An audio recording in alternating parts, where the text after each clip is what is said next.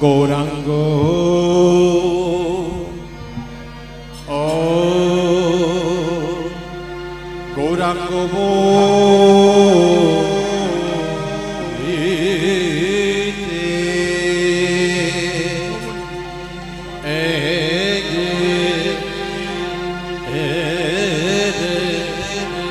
আরে রে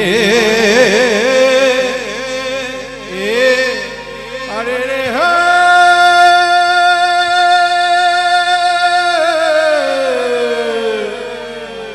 বলিতে আবে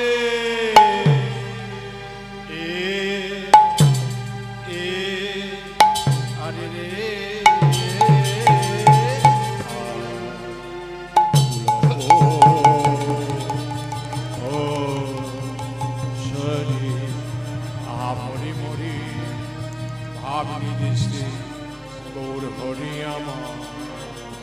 গৌরাঙ্গ গৌরাঙ্গ বলিতে হবে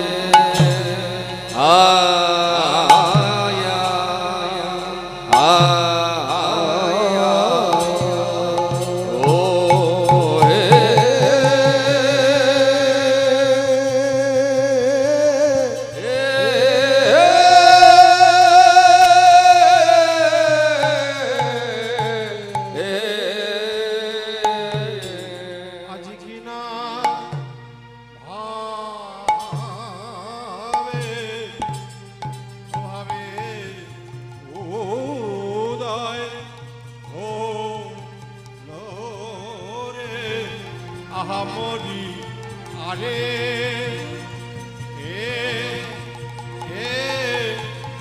আরে কিনা ভাবে উদয় হলো রে আহামরি আরে রে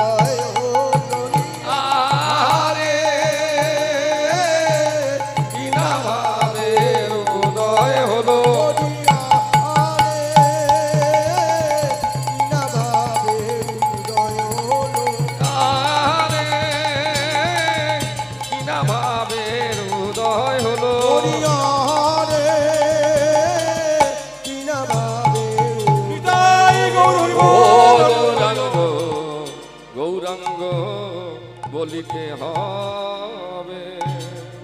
আরে মোরো আরে মোরো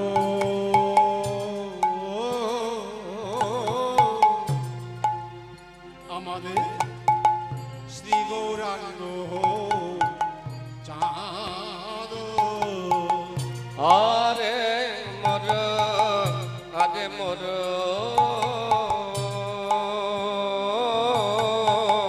শ্রী গৌরাঙ্গ চাঁদ আরে মোরো আরে মোরো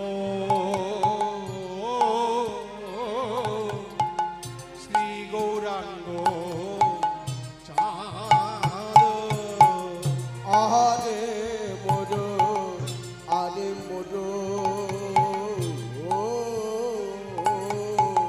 শ্রী গৌরাঙ্গ চাঁদ অখিল জীবের মন ওই না অখিল জীবের মন ওই অখিল ওই না অখিল ওই অখিল ওই নায়কিলাজি আমাদের ভাবনিধি গৌর হরি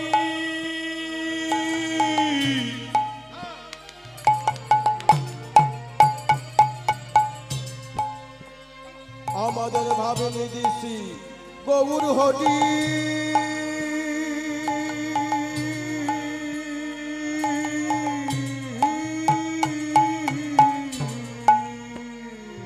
ওই অখিল জীবের মন অখিল জীবের মন অখিল জীবের মন রে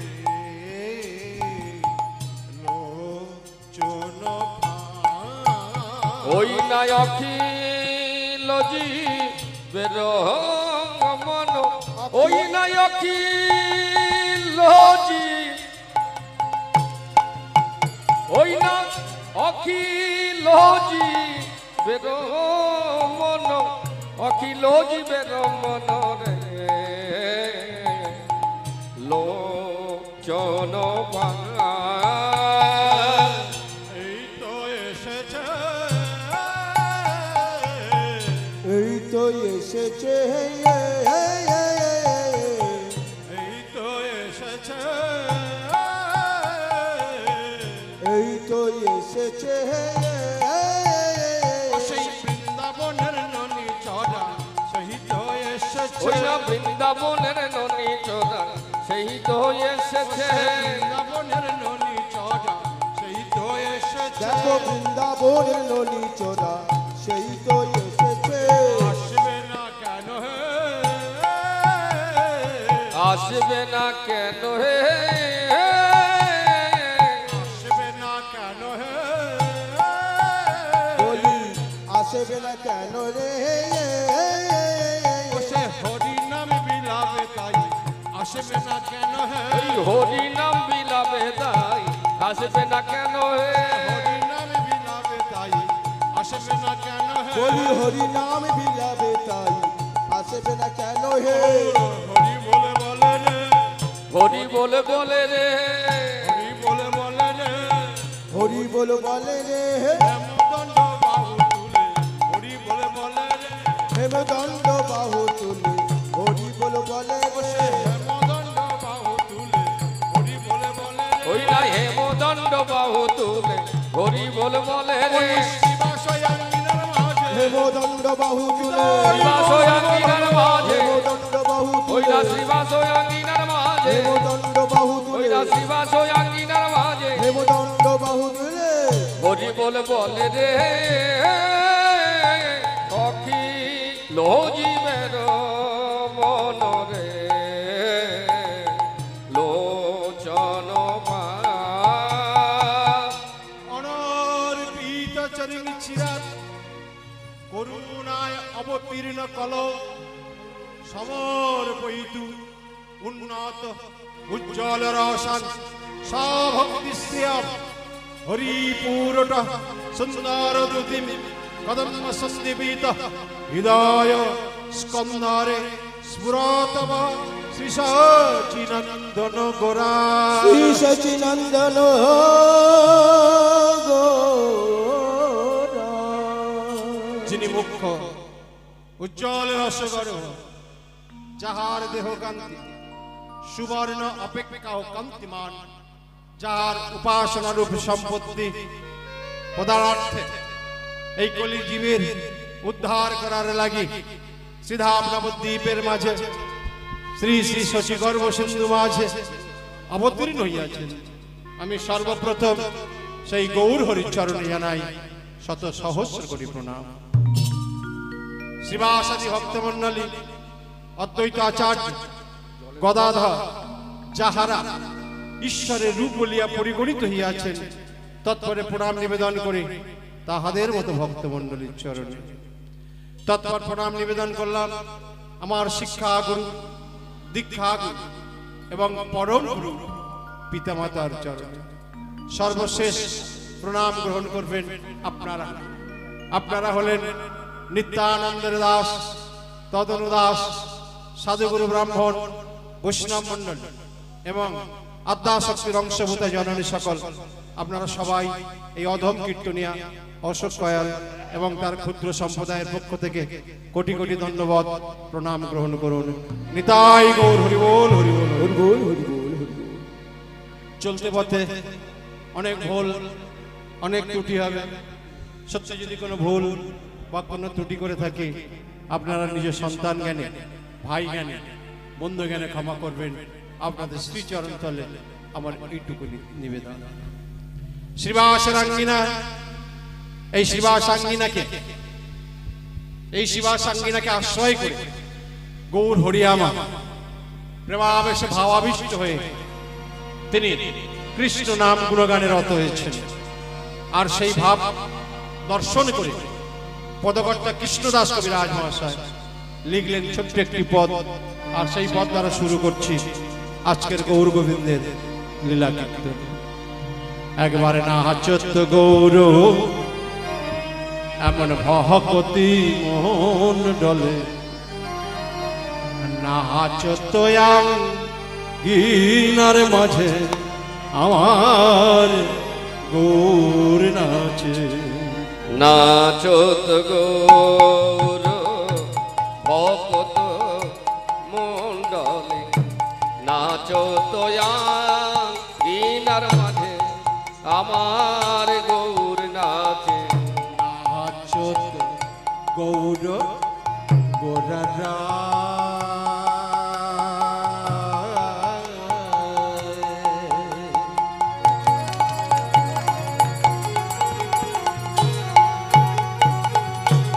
গোরা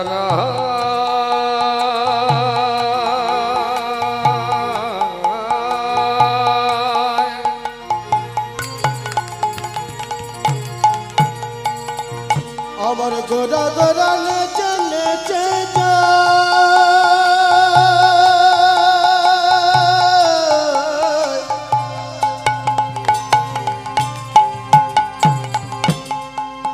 আমার গোরা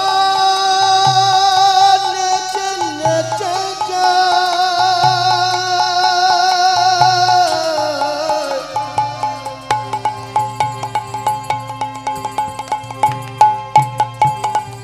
গোরা নেচে নেচে নেচে যায়।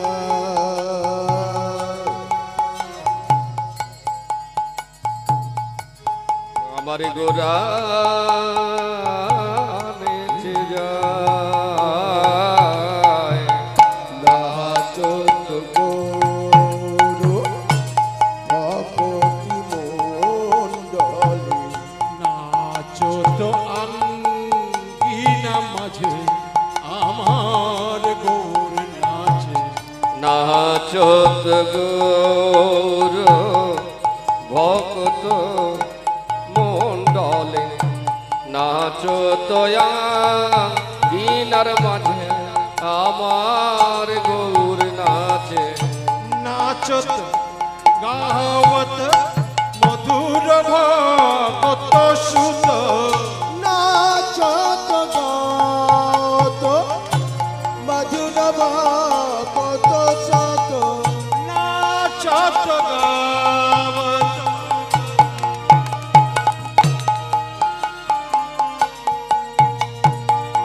বলি আয় গো তোরা দেখে যা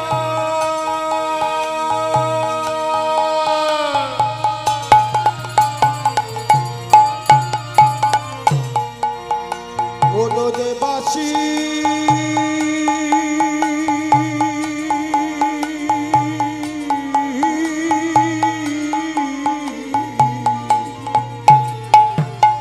নাচত গাওত মধুর ভক্ত সাত নয় দ্বিজ বড় রাজে আমার গোরা নাচে ঘনয় দ্বিজ বড় রাজে আমার গোড়া নাচে নয় দ্বিজ বড় রাজে আমার গোরা নাচে ঘনয় দ্বিজ বড় রাজে আমার গোড়া নাচে নাচে রে সোনার গোরা নাচে রে সোনার গোরা নাচে রে সোনার নাচে রে সোনার গোরা গোরা শিবাশয়াঙ্গিনার মাঝে নাচে রে সোনার গোরা শিবাশয়া বিনার মাঝে নাচে রে সোনার গোড়া ওই শিবাশয়াঙ্গিনার মাঝে নাচে রে সোনার গোরা শিবাশয়া বিনার মাঝে কৃষ্ণ কৃষ্ণ কৃষ্ণ শিবাশয়াঙ্গিনার মাঝে কৃষ্ণ কৃষ্ণ কৃষ্ণ বলে শিবাশয়াঙ্গিনার মাঝে কৃষ্ণ কৃষ্ণ কৃষ্ণ বলে ওই না শিবাশয়াঙ্গিনার মাঝে নাচে রে সোনার গোরা হরি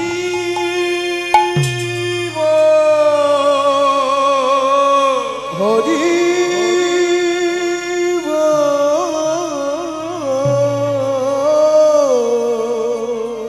উপস্থিত ভক্তমণ্ডল কৃষ্ণ ভক্তি মায়েরা আজ থেকে 537 বছর পূর্বে 1486 খ্রিস্টাব্দে শ্রীরাম নবদ্বীপের মাঝে শচী গর্ভ সিন্ধু মাঝ শচী মায়ের কোলা আলো আলো করে ভক্তাদির ভগবান গৌর হরি জন্মগ্রহণ করেছিলেন। আমরা সবাই তাকে বলি শ্রী শচী নন্দন গোরা। কেন বলি না, গৌর হরির মায়ের নাম ছিল শচী মাতা, তাই তাকে আমরা সবাই বলি শ্রী শচী নন্দন গোরা। কিন্তু তার কি বাবা ছিল না? গৌর হরির বাবা ছিল না নাকি? গৌর হরির বাবার নাম হলেন বা পিতার নাম হলো জগন্নাথ মিশ্র। কিন্তু আমরা কেউ তো বলি না যে জগন্নাথ মিশ্রের সন্তান গৌর হরি। কেন? তার বাবা কি অপরাধ করেছে? প্রত্যেকটি মানুষ তার পিতৃ পরিচয় পরিচিত হয়। মাটিতে যখন কোনো বীজ বপন করা হয়, সেই মাটির নামে গাছের নামকরণ হয় না, নামকরণ হয় বীজের নামে।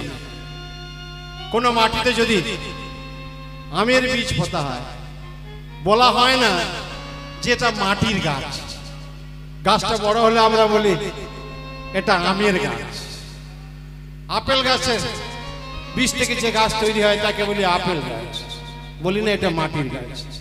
তাহলে গৌর হরির বেলা উল্টো হলো কেন? তাকে আমরা পিতৃ পরিচয় দিতে দেখি না কেন? কেউ বলে না কেন শচীনন্দন জগন্নাথ মিশ্রের তো নয় গৌর হরি? কেন? তার বাবাকে খুব খারাপ লোক ছিল। তার বাবাকে খুব খারাপ লোক ছিল, যে তার পরিচয় দিতে আমরা কুণ্ঠা বোধ করি। আসলে ব্যাপারটা তা নয়। এর হলো দুটো কারণ আছে। এই পরিচয় দেওয়ার পিছনে দুটো কারণ রয়েছে। একটা হলো আধ্যাত্মিক, আর একটা হলো বাহ্যিক। আধ্যাত্মিক কারণটা কি? আধ্যাত্মিক কারণ হলো গৌরহরি পিতৃ ঔরসে জন্মগ্রহণ করেন। শুধু গৌরহরি কেন, ভগবান মানুষকে জন্ম দিতে পারে, কিন্তু মানুষের এমন ক্ষমতা নাই যে ভগবানকে জন্মদান করবে। পৃথিবীতে যারা ভগবান নামে পরিচিত হয়েছেন, আপনারা দেখুন, ভালো করে লক্ষ্য করে দেখুন, কারোর জন্ম তার বাবা থেকে হয়নি। বুদ্ধদেবের কথা চিন্তা করুন। শুদ্ধোধন এবং যশোদা শয়ন মন্দিরে শয়ন করে আছে। এমন সময় দেখা গেল একটা সাদা হাতির বাচ্চা যশোদার গর্ভে এসে বিলীন হয়ে গেল। তার থেকে সৃষ্টি হলো গৌতম বুদ্ধ। যীশু খ্রিস্টের দিকে চেয়ে দেখুন,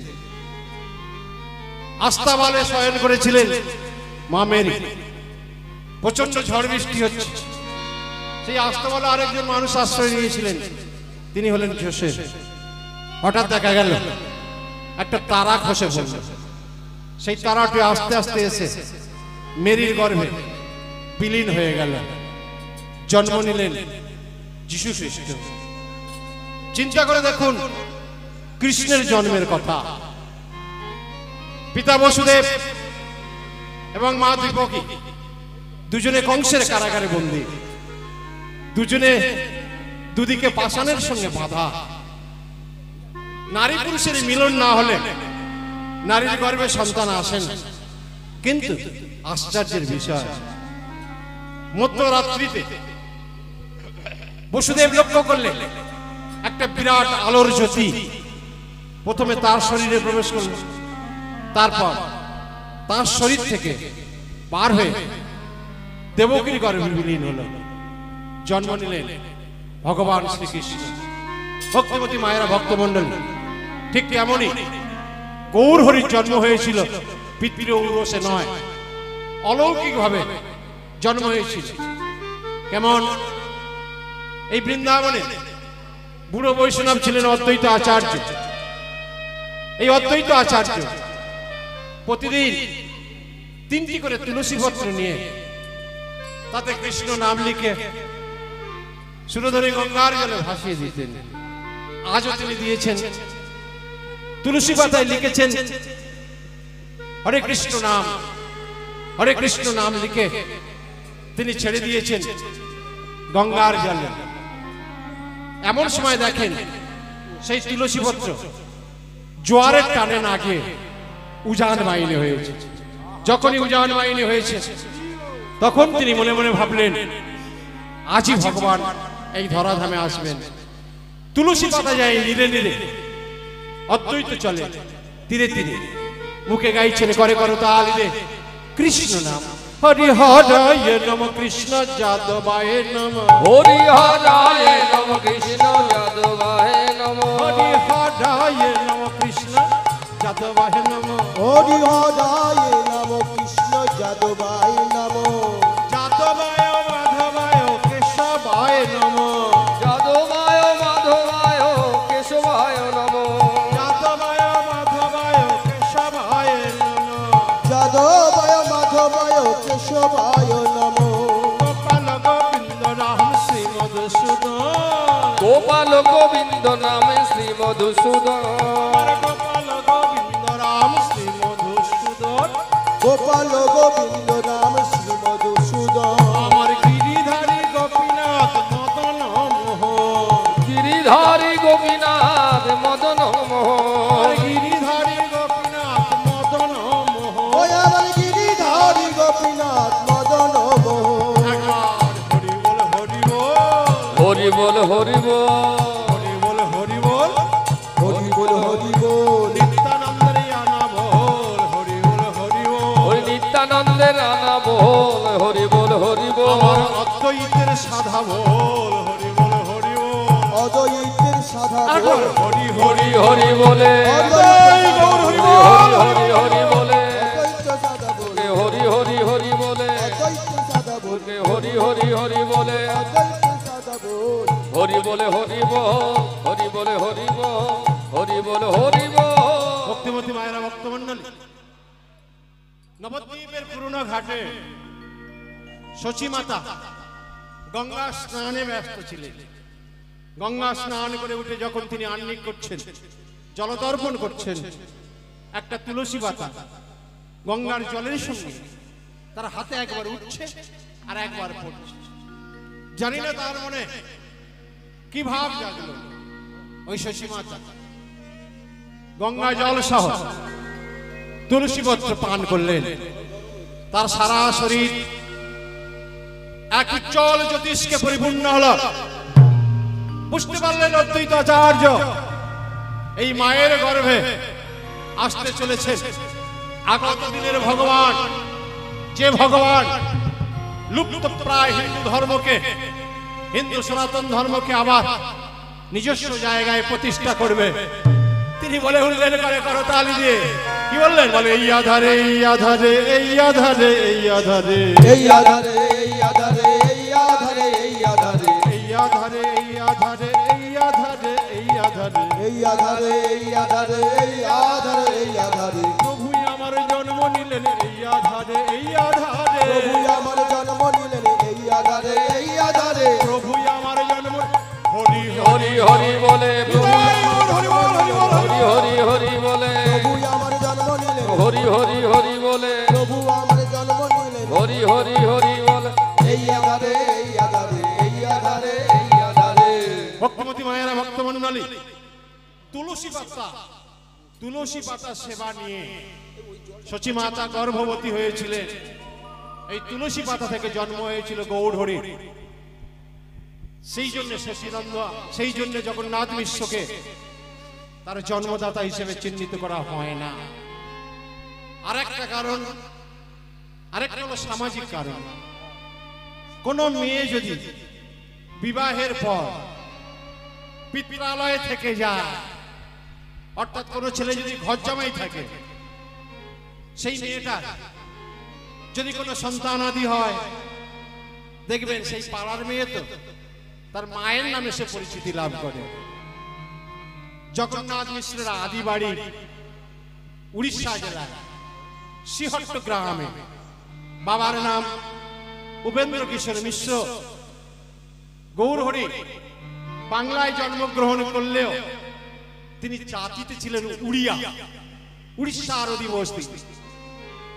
এই জগন্নাথ মিশ্র লেখাপড়া শেখার জন্য নবদ্বীপে এসেছিলেন। নীলাম্বর চক্রবর্তীর সন্নিকটে তিনি বিদ্যালাভ করেছিলেন। আর এই নীলাম্বর চক্রবর্তীর মেয়ের সঙ্গে, অর্থাৎ শচীর সঙ্গে বিয়ে হয়েছিল জগন্নাথ মিশ্রের। তাই বাপের বাড়ি থাকার জন্য গৌর হরি শ্রী শচীনন্দন নামে পরিচিতি লাভ করেছিলেন। নিতাই গৌর হরি বল হরি বল হরি বল। আসেই গৌর হরি সুরধ্বনির তীর আলো করে কৃষ্ণ নামে আকাশ বাতাস মুখরিত করে সুরধ্বনির দুটি কোল আলো করে বিচরণ করছেন।